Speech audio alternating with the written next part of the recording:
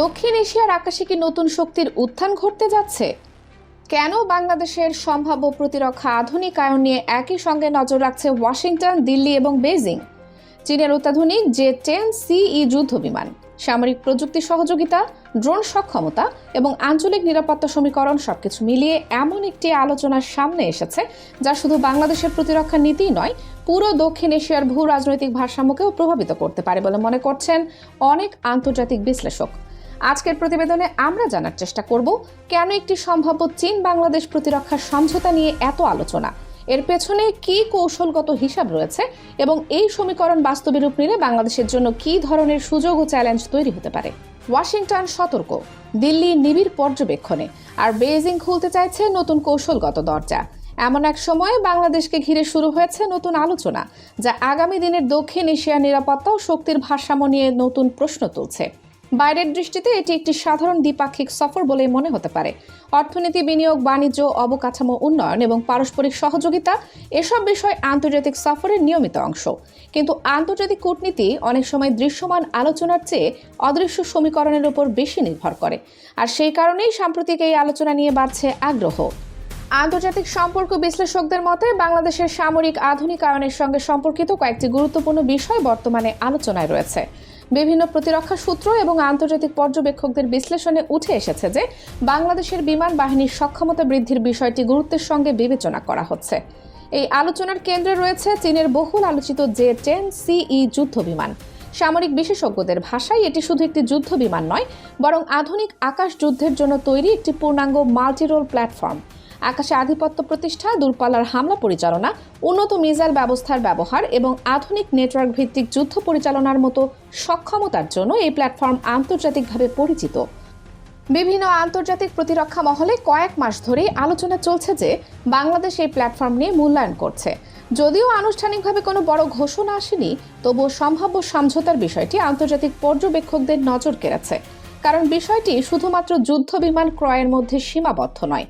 সামরিক বিশ্লেষকদের মতে এমন কোনো চুক্তি বাস্তবায়িত হলে এর সঙ্গে যুক্ত হতে পারে পাইলট প্রশিক্ষণ, গ্রাউন্ড ক্রু উন্নয়ন, মেইনটেন্যান্স অবকাঠামো, আধুনিক সিমুলেটর, অস্ত্র প্যাকেজ, খুচরা যন্ত্রাংশ সরবরাহ ব্যবস্থা, রাডার সংযোগ এবং দীর্ঘমেয়াদী প্রযুক্তিগত সহায়তা। অর্থাৎ এটি কেবল একটি সামরিক কেনাকাটা নয়, বরং বাংলাদেশের বিমান প্রতিরক্ষা কাঠামোর জন্য একটি বড় পরিবর্তনের সূচনা হতে পারে। প্রশ্ন হলো, কেন এখন? এর উত্তর লুকিয়ে আছে পরিবর্তিত বৈশ্বিক বাস্তবতায়। গত এক দশকে দক্ষিণ এশিয়ার সামরিক পরিবেশ দ্রুত বদলেছে। একসময় যুদ্ধ বিমানের সংখ্যা ছিল প্রধান বিবেচ্য বিষয়, এখন গুরুত্ব পাচ্ছে প্রযুক্তি, তথ্য সংগ্রহ, সেন্সর নেটওয়ার্ক, ইলেকট্রনিক ওয়ারফেয়ার এবং বিয়ন্ড ভিজুয়াল রেঞ্জ মিসাইল। আজকের যুদ্ধক্ষেত্রে কে আগে শত্রুকে দেখতে পারবে, কে আগে তথ্য পাবে এবং কে দূর থেকে আঘাত হানতে পারবে, সেটাই সবচেয়ে গুরুত্বপূর্ণ হয়ে উঠেছে। এই বাস্তবতায় বাংলাদেশের দীর্ঘমেয়াদী প্রতিরক্ষা পরিকল্পনায় বিমান শক্তিকে অগ্রাধিকার দেওয়া হচ্ছে বলে মনে করছেন বিশেষজ্ঞরা। আর এখানেই সামনে আসে চীন। গত 10 বছরে চীন শুধু বিশ্বের দ্বিতীয় বৃহত্তম অর্থনীতি হিসেবেই নয়, সামরিক প্রযুক্তির অন্যতম বড় সরবরাহকারী হিসেবেও নিজেকে প্রতিষ্ঠিত করেছে। আফ্রিকা থেকে মধ্যপ্রাচ্য, দক্ষিণ পূর্ব এশিয়া থেকে লাতিন আমেরিকা, অনেক দেশই এখন চীনা প্রতিরক্ষা প্রযুক্তির দিকে নজর দিচ্ছে। এর পেছনে কয়েকটি কারণ রয়েছে। প্রথমত, তুলনামূলকভাবে কম খরচ, দ্বিতীয়ত দ্রুত সরবরাহ ব্যবস্থা এবং তৃতীয়ত অনেক ক্ষেত্রে কম রাজনৈতিক শর্ত। তবে সামরিক বিশ্লেষকদের মতে আসল আলোচনার কেন্দ্রবিন্দু যুদ্ধ বিমান নয়, প্রযুক্তি। কারণ অস্ত্র কিনে শক্তিশালী হওয়া যায়, কিন্তু প্রযুক্তি অর্জন করলে দীর্ঘমেয়াদের সক্ষমতা তৈরি হয়। বিশ্বের বড় শক্তিগুলো সাধারণত অস্ত্র বিক্রি করে, কিন্তু প্রযুক্তি হস্তান্তরের ক্ষেত্রে সতর্ক থাকে। কারণ প্রযুক্তি মানেই ভবিষ্যতের স্বাধীনতা। যে দেশ প্রযুক্তি অর্জন করতে পারে সে ধীরে ধীরে বিদেশি নির্ভরতা কমিয়ে নিজস্ব প্রতিরক্ষা শিল্প গড়ে তুলতে পারে। সাম্প্রতিক সময়ে ড্রোন প্রযুক্তি, নজরদারি ব্যবস্থা, সেন্সর নেটওয়ার্ক এবং সম্ভাব্য যৌথ উৎপাদন নিয়ে আলোচনা আন্তর্জাতিক মহলে বিশেষ গুরুত্ব পাচ্ছে। ভাবুন একবার, আজ যে দেশ বিদেশ থেকে নজরদারি ড্রোন কিনছে, আগামী 10 বছরে সেই দেশ যদি নিজেই উন্নত ড্রোন তৈরি করতে পারে, তাহলে সেটি শুধু প্রতিরক্ষার সক্ষমতা বাড়াবে না, বরং একটি নতুন শিল্প খাত তৈরি করবে। ইতিহাসে এমন উদাহরণ রয়েছে। দক্ষিণ কোরিয়া একসময় বিদেশি প্রযুক্তির উপর নির্ভরশীল ছিল, কিন্তু ধাপে ধাপে প্রযুক্তি অর্জনের মাধ্যমে আজ তারা বিশ্বের অন্যতম বড় অস্ত্র নির্মাতা। তুরস্কও একই পথ অনুসরণ করেছে। গত কয়েক বছর আগেও তারা বিদেশি ড্রোনের উপর নির্ভর করত। আর আজ তাদের নিজস্ব ড্রোন প্রযুক্তি আন্তর্জাতিক নিরাপত্তা আলোচনার গুরুত্বপূর্ণ অংশ। বাংলাদেশ যদি ভবিষ্যতে প্রযুক্তি নির্ভর প্রতিরক্ষার সক্ষমতার দিকে এগোতে পারে, তাহলে সেটি দেশের প্রতিরক্ষা নীতিতে একটি মৌলিক পরিবর্তন হিসেবে বিবেচিত হতে পারে। তবে আন্তর্জাতিক রাজনীতি কখনো একমুখী নয়। বাংলাদেশের অবস্থান বিশ্বের অন্যতম গুরুত্বপূর্ণ সামুদ্রিক অঞ্চলের পাশে। বঙ্গোপসাগর এখন শুধু একটি সমুদ্র নয়, এটি বাণিজ্য, জ্বালানি নিরাপত্তা এবং ইন্দো প্যাসিফিক কৌশলের একটি গুরুত্বপূর্ণ কেন্দ্র।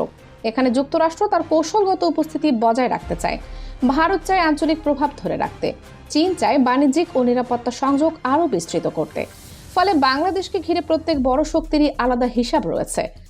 এই কারণেই চীনের সঙ্গে বাংলাদেশের সম্ভাব্য গভীর প্রতিরক্ষার সহযোগিতা নিয়ে আন্তর্জাতিক আগ্রহ বাড়ছে। ওয়াশিংটনের কিছু কৌশলবিদ মনে করেন, দক্ষিণ এশিয়ায় চীনের প্রতিরক্ষা প্রভাব বৃদ্ধি আঞ্চলিক নিরাপত্তা সমীকরণকে আরও জটিল করতে পারে। অন্যদিকে ভারতের কৌশলগত মহলেও দীর্ঘদিন ধরে আলোচনা রয়েছে যে বাংলাদেশের দ্রুত সামরিক আধুনিকায়ন নতুন বাস্তবতা তৈরি করতে পারে। তবে বাংলাদেশের জন্য সবচেয়ে গুরুত্বপূর্ণ বিষয় হচ্ছে ভারসাম্য রক্ষা। একদিকে অর্থনৈতিক উন্নয়ন, অন্যদিকে প্রতিরক্ষার সক্ষমতা বৃদ্ধি, একদিকে কৌশলগত স্বাধীনতা, অন্যদিকে প্রতিবেশী রাষ্ট্রগুলোর সঙ্গে স্থিতিশীল সম্পর্ক। এই চারটি বিষয়ের মধ্যে ভারসাম্য বজায় রাখাই আগামী দিনের বড় চ্যালেঞ্জ। ইতিহাস বলছে, বড় শক্তিগুলোর প্রতিযোগিতার মধ্যে যারা নিজেদের জাতীয় স্বার্থকে অগ্রাধিকার দিতে পেরেছে তারাই দীর্ঘমেয়াদে লাভবান হয়েছে। আর সেই কারণেই অনেক পর্যবেক্ষক তারেক রহমানের চীন সফরকে শুধুমাত্র একটি রাজনৈতিক সফর হিসেবে দেখছেন না। তাদের মতে এটি বাংলাদেশের ভবিষ্যৎ কৌশলগত অবস্থান নিয়ে একটি গুরুত্বপূর্ণ বার্তা বহন করতে পারে। একটি বার্তা, বাংলাদেশ দীর্ঘমেয়াদী পরিকল্পনা করছে। একটি বার্তা, বাংলাদেশ আধুনিক প্রযুক্তির দিকে নজর দিচ্ছে। একটি বার্তা, বাংলাদেশ ভবিষ্যতের নিরাপত্তা পরিবেশের জন্য নিজেকে প্রস্তুত করতে চায়। এবং একটি বার্তা, দক্ষিণ এশিয়ার প্রচলিত শক্তির সমীকরণ হয়তো ধীরে ধীরে নতুন বাস্তবতার দিকে এগোচ্ছে।